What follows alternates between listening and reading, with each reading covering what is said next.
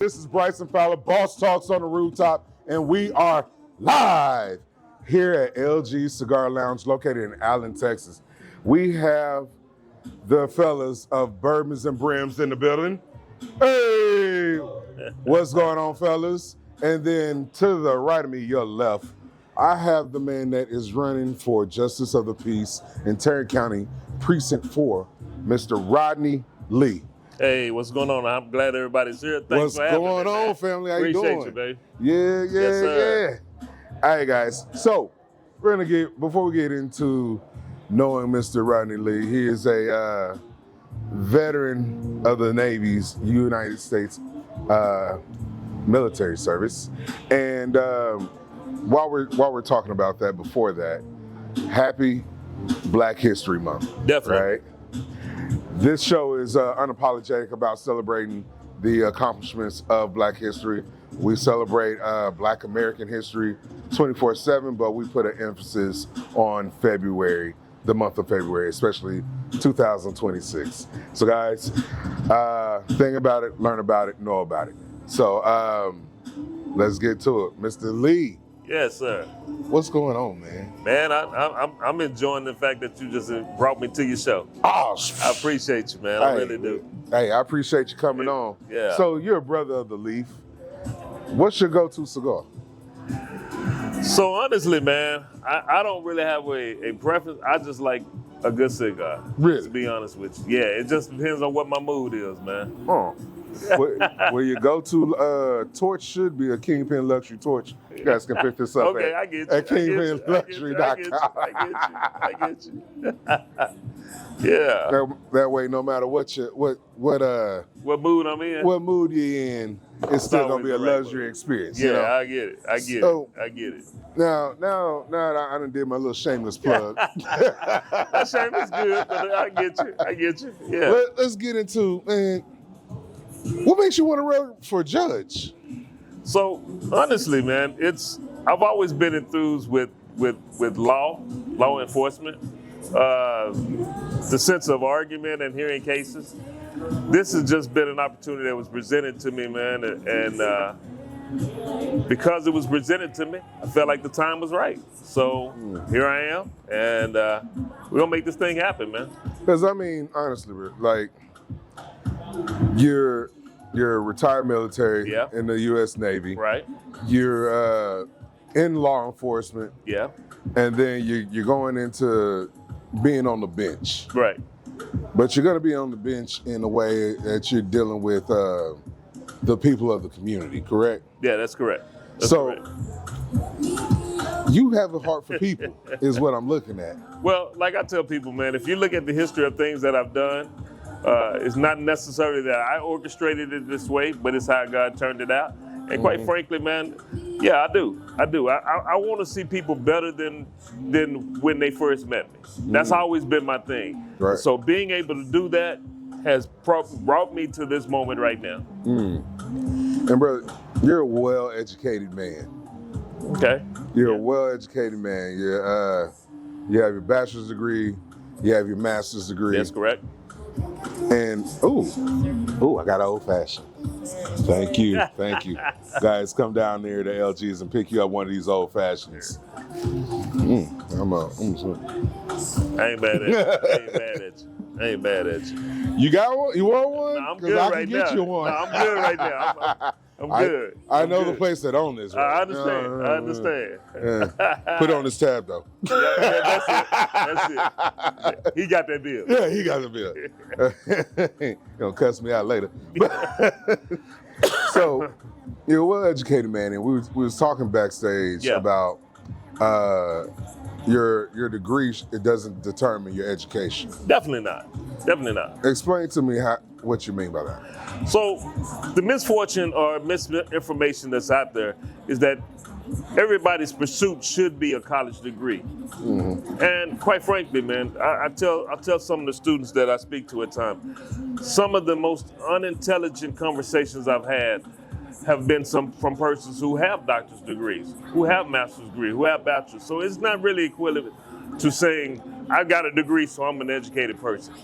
Now, what makes you educated is the ability to take the information and knowledge that you have and apply it to life and make somebody's life better. Right. That to me is the surefire of education. Because at the end of the day, why are any of us going to college? Why are any of us trying to finish high school or do whatever it is we're doing? Because at the end of the day, we want some money. Right. And it's going to take some money to live the lifestyle that we want. So I tell people, get as much education as you need for the lifestyle you want. So if you don't want nothing, then that's the education you get. Right. So, with dealing with, because you also deal with truancies. Correct.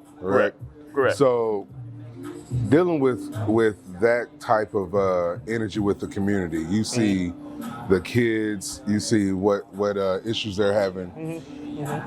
What advice can you give the youth today to get on a different path? Because we talked about having a GED, right, versus having a diploma, right, and a lot of people look at it like, oh, a GED is such a ne'er-do-well thing to do. That you're a lesser person because of it. Yeah. So tell us about what can be better for the alternative path. So if COVID didn't do anything, it showed us that there's more than one way to get an education. Bottom line is simply this, is that there are persons out there who, quite frankly, are just straight out geniuses. But they're checked out on this thing that we call the formal educational system. Right. So they don't want to sit at that boring desk, read those boring books, and they can't draw the math sometimes to say, hey, this here is going to get me to this place here. So we, as who's supposed to be the professionals, we have to paint a picture that there's more than one way to get it. So even if you get your GED, let's say you're out there, you say, I got a GED, I can't do anything with life. Who told you that? Because you can go to junior college, take 9 hours, man, and when you get your associate's degree, everybody gonna ask you, man, you got a GED? Listen, I tell students all the time, when I go and talk to them, I put a number up on the board, 199 out of 199. Now remember, I am an adjunct professor. That means I teach in the college. I put on that board 199 out of 199. I get all these wonderful answers. Man, it was 100%. Oh, you were top of the class. You was all that. And then I said, hey guys, what if I tell you that was my class ranking? I mean, I was looking at the back of everybody's head now. Man. Yeah. But nobody has ever come to me and say, man, you really were last in your class? Now listen, I sit on boards for the city. Right. I sit on a board for my church. I got my master's degree, man. I have my bachelor's degree. I have at least 10 people who, underneath me, I go to work and say, hey, this is what I need to have done. Yeah, but I was the person who was last in the class. Ain't nobody ever asked me that. I sit on hiring boards. That means if you want to come and work at my job, I sit there and with some other professionals, and we approve whether or not you work in my building. It's the same dude who was 199 out of 199. Right. So you can't tell me, man, that college is about being smart. It's just about the exposure to knowledge, and it's about getting what is required. If you want to come to my job and you want to work on my campus as an administrator, you got to have a bachelor's degree. Period. Right. It has nothing to do with your intelligence. That's a requirement. It's a requirement. So pretty much we're looking for a commitment. Pretty much. Can you stay the course and Can you do it, man? My son, who I say is probably a brilliant kid, a young man now, he's not a kid. He didn't go to college. He couldn't stand it. But now he owns his own business. My daughter, on the other hand, she finished from Texas A&M, brainiac. 2 different people came out the same loins, doing 2 different things. Both of them are highly intelligent. That's so powerful. If you're a young person out there, listen to me. Don't believe the hype. You go after what you feel is your purpose in life. Just don't be lazy. Be the best at what you're trying to become. And guess what? We'll pay for that. I like hearing about how you're going to pay for it. Yeah, we'll pay for it, man. There's money out there. Being an entrepreneurial spirit, I love hearing ways to get the money, get to the money. Sure. You know what I mean? So, with that being said, why Precinct 4? Well, because quite honestly, it was an opportunity presented to me. And I lived in that area and I seen that neighborhood, and it's vastly changing. And somebody told me, man, you can't go out there, man. They ain't gonna support you. Why they tell you that? Well, Just speaking frankly, because I'm a big 6-foot black man, and or probably about 51% of the persons out there are Caucasian, and so they felt like, hey, So PWI. yeah, you wasn't gonna, Yeah. no, but I will tell you, 10 toes down, that especially this time that I'm running, man, I have people who, I'm at the gas station, they be like, hey, aren't you Rodney Lee running for, I'm like, yeah. Hey, I voted for you the last time. Man, keep doing what you're doing, and they giving me donations. Man. These same people who said I couldn't do it. Man. So I don't buy the hype, man. You know what it is? There's a buy-in in the community. First, you got to buy in, then we buy in. Exactly. You know what I'm saying? So I believe that's really what we're seeing with everybody that's running in a political space, right? We all have the same mantra, like, hey, we need your support, and it's like, hey, do you believe in what you're doing so we can believe in you? And then the fact of the matter is that we live in a selfish society. So it's the Janet Jackson thing. What have you done for me lately? If you can't answer that question, I'm gonna ask you, why you running? Because at the end of the day, if I can't improve your lifestyle, if I can't do something to make whatever your pursuit is better, then you might well keep the person that's already in there. So how are you going to do that? So number one of my big things is that because 51% of the persons who are living in that area are laborers, which simply means if I summons you to come to my court, you're gonna lose some income. Yeah. So now we're exploring the possibilities of creating night court. And I don't mean just necessarily night in darkness. I'm saying just a later time that allows for those persons who have scheduling conflicts to still have their legal disputes heard. Hey, this coming to court should not be only for the affluent. Right. If you have a legal dispute that needs to be heard, you should have an ability to have access to that court. Because honestly, 90% or 85% of the people that's going to deal with that particular court, they're law-abiding citizens. Right. They're not criminals. Right. There are persons who have a legal dispute that has to have something heard, and they need somebody who will sit there unbiased and listen to the facts and make a fair judgment. That's what they need. That's powerful.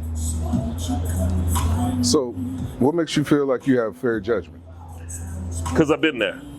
Okay. Here's the reason. That court deals with evictions. Look, when I was early on in life, going to get my bachelor's and trying to figure out what I want to do in life, freshly married, I almost lost my house. I mean, I was behind on some payments, and I was like, we're not going to be homeless. Right. So I went through the process and got people to agree, being the government, to agree to give me an opportunity. So they extended a hand. Because they extended a hand, I don't mean a handout, I had to work for this stuff. Right. And I had to prove to be a person of judgment. I didn't lose my house. There are going to be persons who come into that courtroom who, quite frankly, it's about eviction. And they're going to have to come up to some solution with the tenant to say, hey, either I evict you or we work together to make this thing happen. Right. Now, in some cases, it is what it is. But because I make that judgment does not mean that I can't provide you the resource.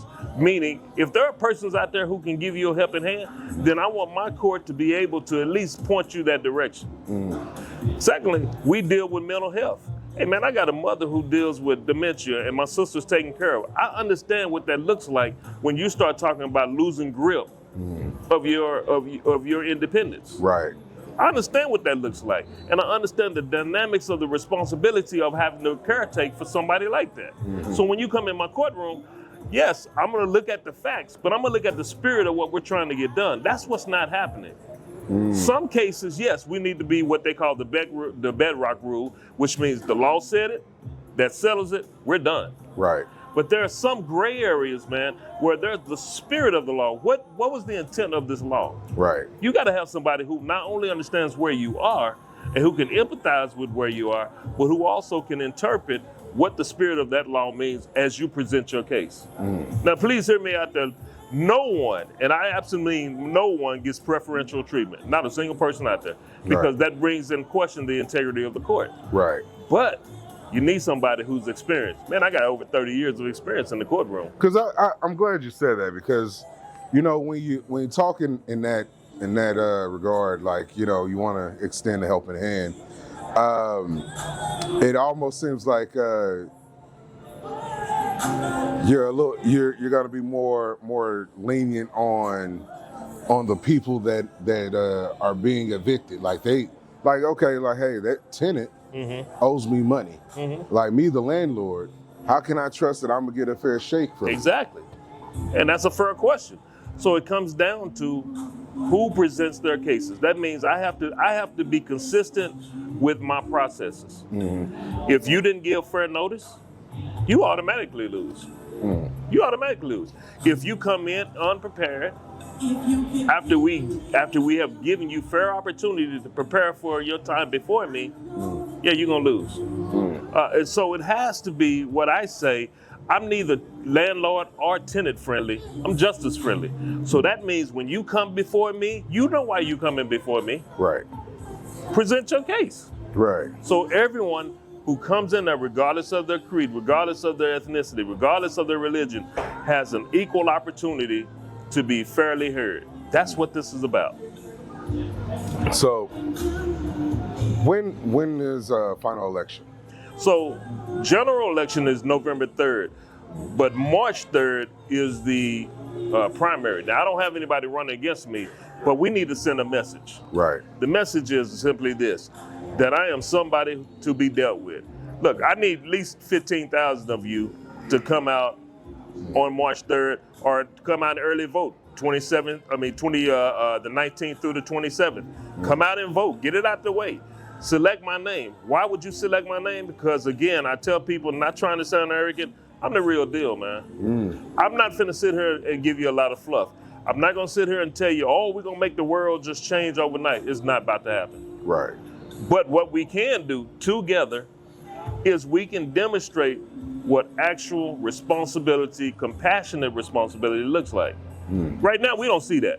Right. Right now, man, it's about, I got mine, you better get yours. Right. Really? But I like what you said there. It's like you have resources to extend that olive branch. So not only if we vote for you and when you do win, we have someone that's going to be part of the community that is extending the hand from others that he has behind him. So what does that look like for you with implementing different resources within the community to help these tenants or help the landlords? I'm glad you asked that. So I want to host forums where I bring in the subject matter experts. Look, as a judge, I am judicial. I'm not a social worker. I am not someone who is in the government in terms of ensuring that our social services are at a certain point. I am there to make sure that whoever I bring into my court, whoever I refer to that particular agency, they're equipped to handle the people that I refer there. Right. So I'm going to be bringing those persons in. I'm going to create opportunities away from the court for you to get to know me, but also see what it is we're trying to do. That's one of the reasons why we created, and it's gone over well, we done the Family Fun Day. Family Fun Day is where Rodney Lee is out there, Judge Lee is out there, he's just chilling, he's hanging out with his family as you hanging out with your family, and we've created an environment where we can just go as a community and enjoy each other's company. I'm not out there to give you a bunch of legal advice, and I probably wouldn't do it anyway. I tell you, go to your, I tell you, consult your attorney. Consult your attorney, go to your lawyer. But it's an opportunity to let you see I'm touchable. Right. We have what I call Justice for All prayer breakfast. During this, and this is something we did, and it was crazy. We had over 100 people come to my first prayer breakfast, man, and all we did was pray for our country, our city, our county, and our state. We didn't make no speeches. I didn't even get up. Miss Opal Lee came, and she was one of our keynote speakers there. And I invited both Republican and Democrats. Now, because some Republicans thought that it was a trick, they didn't come. That's your prerogative. I could care less. Right. But I had a bunch of people who came, and at the end of it all, they were like, "Man, this office should be nonpartisan anyway." I agree. Wholeheartedly. But my whole thing is about the community. It's not just about me. Listen, not trying to brag or sound arrogant. Look, if I retire tomorrow, my lifestyle does not change. Period. Because, I mean, hey, guys, we made in the cigar lounge, so, I mean. I'm just saying, it just doesn't change. Hey, he's a brother of the Leaf, and we said we have these type of conversations, so I appreciate you guys coming on. Those of you on TikTok, make sure you share the live. Click the like button, heart it, join the fan club. And those of you that are on YouTube, make sure you like, subscribe, share the channel, beat it up in the comments. Instagram, hey guys, follow and like, you know what to do. We have on today Mr. Rodney Lee. He is running for Justice of the Peace in Tarrant County, Precinct 4, excuse me. Yeah. So Precinct 4, Tarrant County. So if you live in Tarrant County, make sure you put on your ballot, Mr. Rodney Lee, to my right, your left.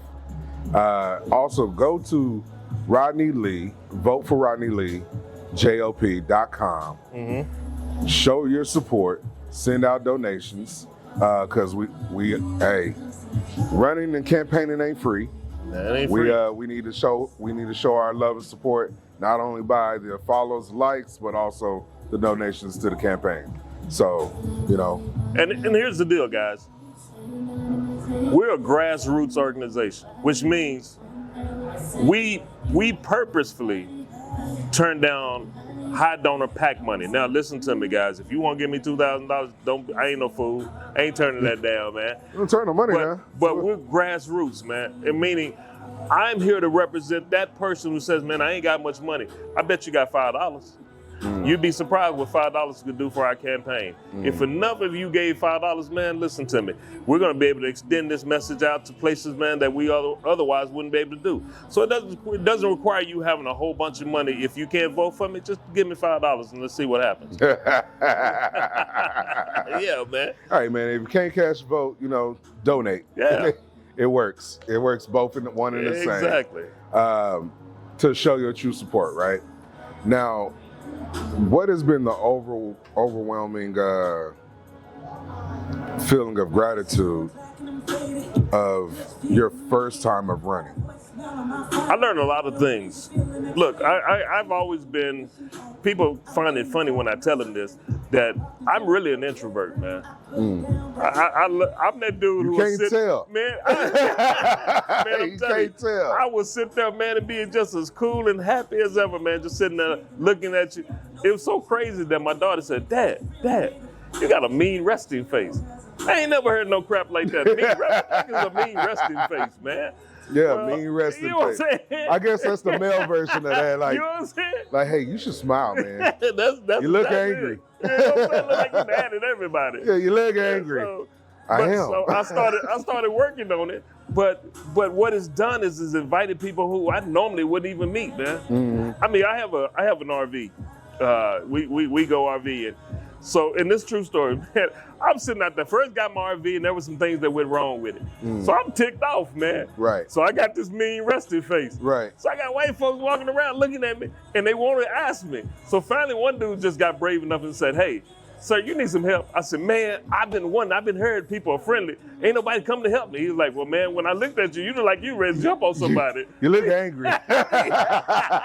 You look like an angry black man. That's exactly I want no part of that. I don't want no problems. And man, when he came over, we worked together, man, got this thing done. I was happy. He and I, man, we sat around, and his family and my family, we sat around the fire, around the RV, we was chilling. So it's all about, man, with me, it's about I'm friendly, you be friendly, let's find out, let's talk to one another, and let's see what we're really about. Right. That's what I'm about, man. Right. And I can dig that. Yeah. I can appreciate that. So, Mr. Lee, how can we find you? How can we connect with you? So there are several ways. One of the ways you can connect with me is go to my website.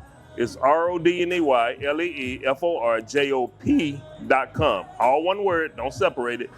And then you can go to my Facebook, same spelling, don't put .com, just Rodney Lee for JOP, same spelling, Facebook. You'll see me there. I put a lot of TikToks out there. You can go to my TikTok, which is Rodney Lee, the number 4 JOP.com. Rodney Lee, the number 4 JOP. I do a lot of TikToks there. We're getting ready to do this thing what we call Tea with Lee, kind of like what we're doing now. And one of my things is, man, is that you're going to see me with a cup in my hand, and I'm going to say, hey, man, I'm drinking orange juice. What you drinking? I'm drinking old fashioned. You know what I'm saying? Yeah, and we're going to talk about you can hold on to your juice if you like to. But I'm drinking old fashioned. I'll be right there with you. And we're just going to chill and talk. Like, one of the things we're coming out with, I graduated in 1983, man. Eggs was like 99 cents, man. Damn. Gas, you know what I'm saying? Gas was like, I don't know, man.